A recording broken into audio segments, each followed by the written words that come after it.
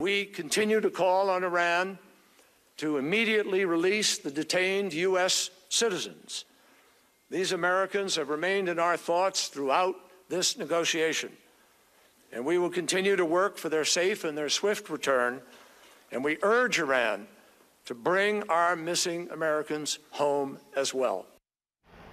The 4 Americans being held by Iran include the Washington Post reporter Jason Rezaian, Christian pastor Saeed Abedini, the former U.S. Marine Amir Hekmati, and retired FBI agent Robert Levinson. They're all American citizens being held in Iran right now. I'm joined by Democratic Congressman Dan Kildee. He's represented the Hekmati family in the U.S. Congress. Also joining us is David Levinson, Robert Levinson's son. To both of you, thanks very much for joining us. Congressman, let's begin with you. Are you hopeful that as a result of this deal, Amir Hekmati, the other Americans, will be released? I'm hopeful because I think Iran has to understand that for the world, the American people, and frankly the U.S. Congress, to fully consider the merits of this agreement, they need to take a step toward the global community. And one very tangible way for them to demonstrate their seriousness on this matter and any other is to release the innocent Americans that they hold. So I think it is an opportunity for us to call upon Iran to take that step, and I hope that they carefully consider that. Do you support this deal, Congressman? I'm going to weigh the merits of the deal. I think I'll measure it based on whether I think it makes the world a safer place. I think Secretary Kerry's done a remarkable job of getting us to this place,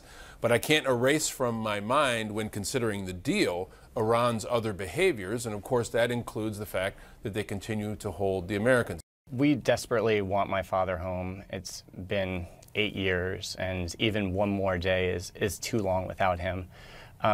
What we believe is that this deal is not the end of discussions between the Iranian government and the United States government, but merely the beginning. And hopefully that this leads to my father's case being a priority and being at the center of discussions from here on out.